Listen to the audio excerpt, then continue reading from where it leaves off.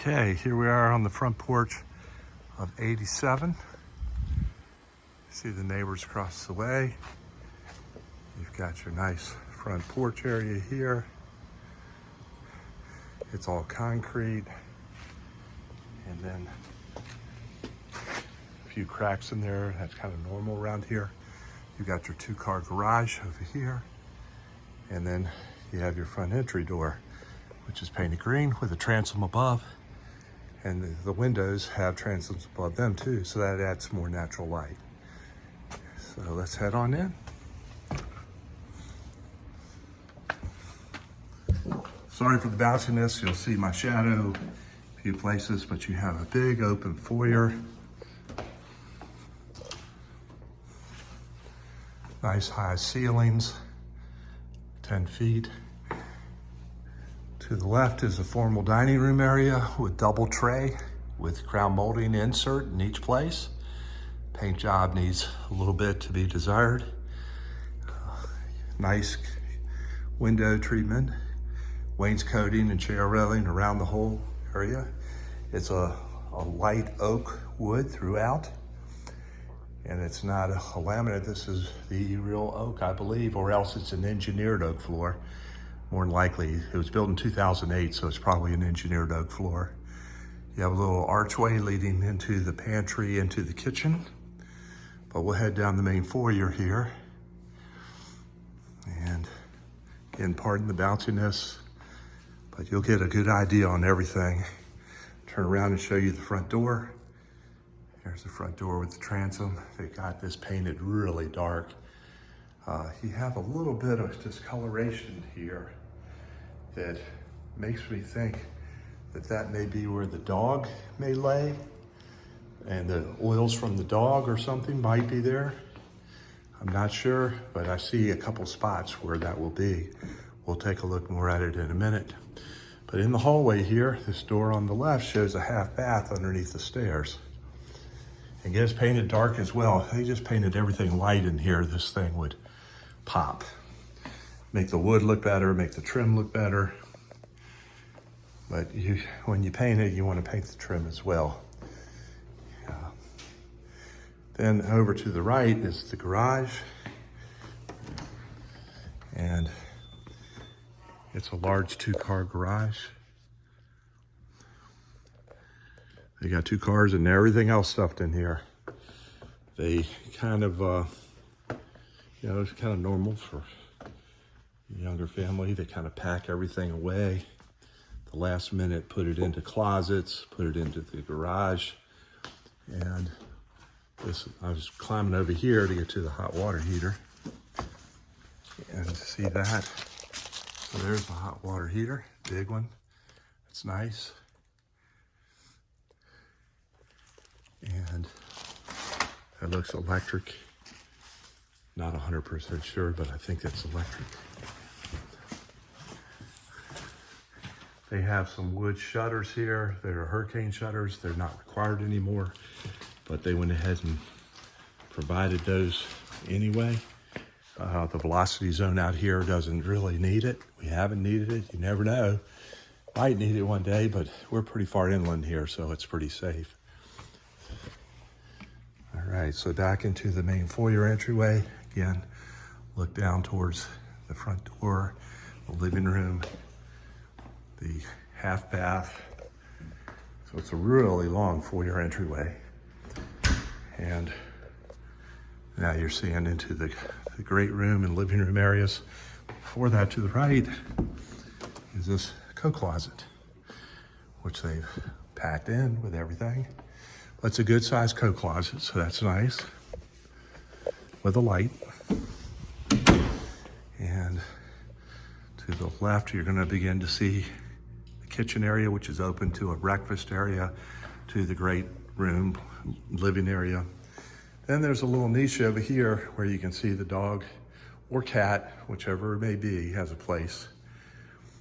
Okay, and then the stairwell, which will lead on up. The oddity about the stairwell is the light switch. You have to walk over here to the table, by the table on this side to reach it. Or as you go up, if you want to kneel down and flip it on, you can. We'll come back and look at these stairs as they go up. Again, if this was all painted white, it would feel much bigger. Not that it isn't big. You got a high counter here, high top counter that's really about double the normal height. So they really can hide a lot of stuff back here. It's a Corian countertop. It converts into the white Corian double sink. You have 42-inch cabinets, quite nice, very standard. Got almost a shaker look. I like those very much. I think with the white paint behind it or backsplash, this place would really stand out even better. And then the white accent trims. The windows have a nice casement at the bottom, but no casement around the rest of the windows, so they're pretty plain. And in the room here, there's no crown molding, only in that dining room area. You do have 4 recessed can lights, and one that's kind of over the sink, but it's not a dedicated one. You have stainless steel appliances here. There's quite a few dings in this refrigerator, the freezer door especially. You do have your oven here, it's electric oven. And then you have a microwave above. It's all Whirlpool. That's probably from 2008. And then 42-inch cabinets all the way around, except above where the Whirlpool microwave is.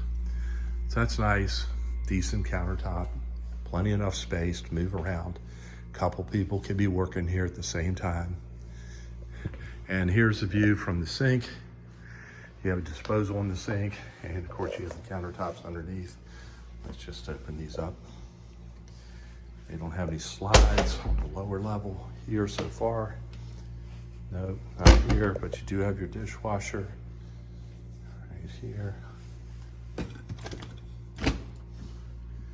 It's a Bosch. That's very nice. So they must have upgraded that on their own. Let's see, cabinets up here. Just standard hinges here. You could put the soft close hinges on those for all these upper cabinets. Makes a huge difference so they don't ever slam. You do have a big drawer here. Wow. So that could be divided with inserts, but there's no sliders on the bottom, which is a nice feature to be able to have your pots and pans to slide in and out. Do have a little drawer over here. And then you have a little place to put your baking sheets. They've used paper, the paper bags there to store it there. Side of this has melted. So in other words, that has gotten all wet. Somehow there's some leak, probably from the garbage disposal. I can't quite bend over enough to get down there, but I would just stick my camera down there and hopefully you can see something. Or I'll look it over a little bit later too. But that's a little bit disturbing. The water went over here and created such damage here. The floor looks remarkably okay, considering these ends of these cabinets are pretty cheap anyway. They use a nice fronts with wood, and then they'll use a laminate that's cheap as could be. You can see detail down in the bottom there that it's like pressboard, layers of paper really put together. You have some fogged windows here on the lower level. I'm pretty sure that's fog. Could be on the outside. I'm not 100% sure, but they should have at least cleaned them. Little chandelier there. And then you have this big open living room area. They've taken all the furniture out of it. Big screen TV there though, and they've got their little futon, mama-san chair. 10-foot ceilings again, so the ceiling height's great. The doors are 6'8" standard. There's no transom on this window. They're missing out on a lot of the view. That'd be great to have this whole back patio and have this like triple slider instead of that door. Or add a triple slider and leave the door. Then you never have to open the triple slider, but it goes out to the patio and the triple slider packs into each other. So you have good ingress and egress if you're having a party in the back. It's not a huge backyard. And unfortunately, this lock is not working. So I raised the shades to try to show you the backyard. Tails off pretty quick. You'd have to reinforce that concrete, build it up so that it stays flat. You can already see some cracking in there because it slopes down. You can see in the left side there, you may not be able to tell, but the left side is about 8 inches above the ground. That weight eventually will cause some erosion, and that will maybe, possibly, make the end of this kind of way down and create these cracks you're seeing in here. But around here, some of the concrete pouring, when these were all done on mass production, you're gonna have cracks like that. It's not as serious as what it is up north because we don't have the extreme weather. But if there were trees around here or something, that usually is what moves the concrete. In fact, this is flat. You know, it's just not the world's best concrete, but it's not the worst. And you could cover all that. You know, you could add some more concrete on and have somebody build it up and make a really nice patio and take these windows out and put in a double slider at a minimum, right where the windows are. And if that goes all the way down to the floor, that would be perfect. And you just have to make sure you have some rooftop over it so the rain doesn't drive into the bottom. Let's see at the bottom of this. Yeah, looks pretty good down here. It's a little dirty, but you know, water can seep in a little bit, but it's not doing anything to the floor except for one little spot, like right there. You see how dark that is? Some water is intruded there.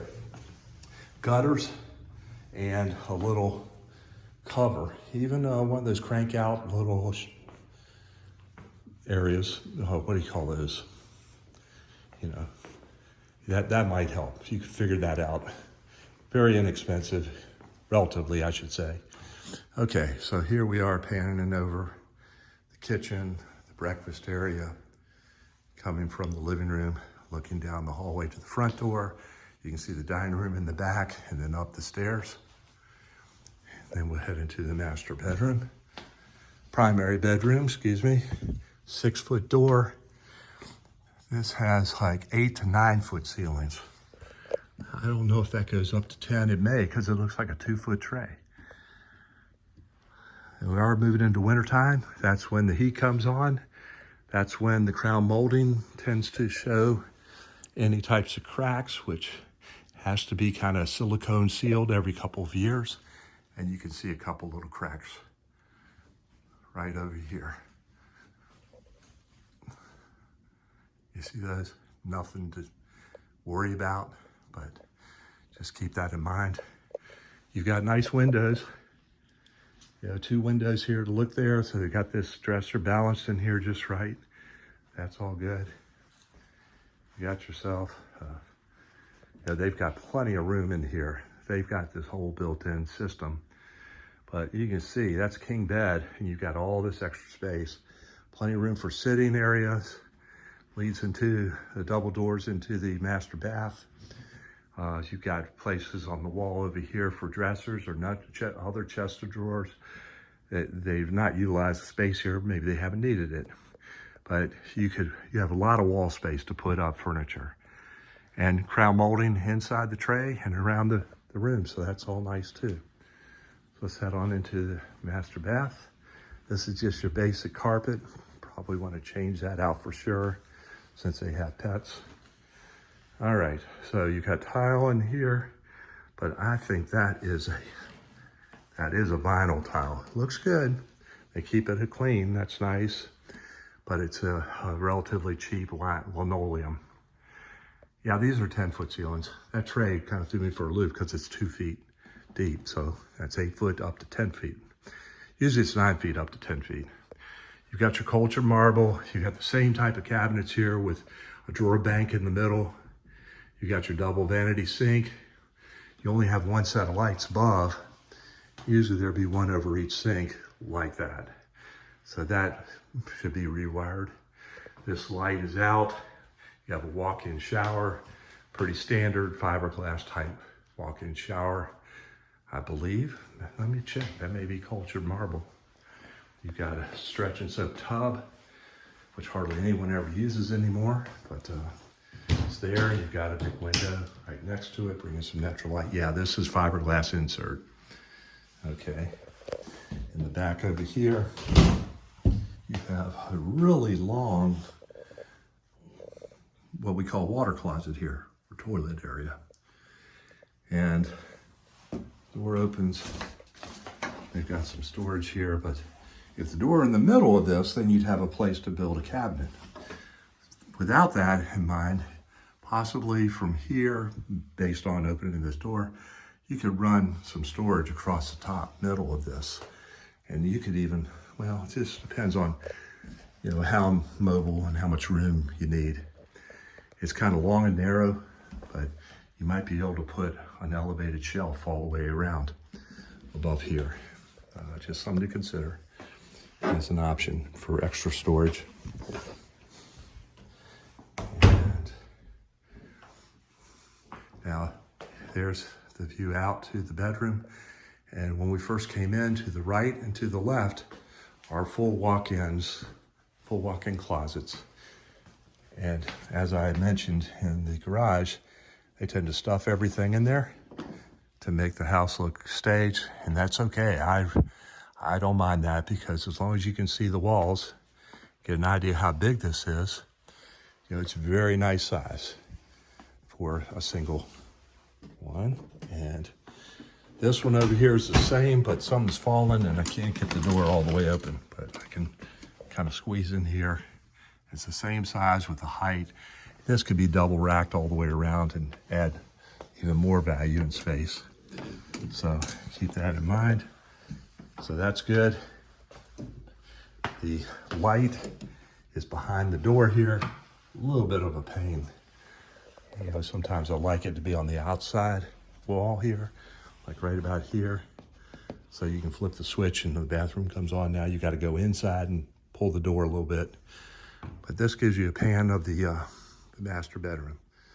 Okay.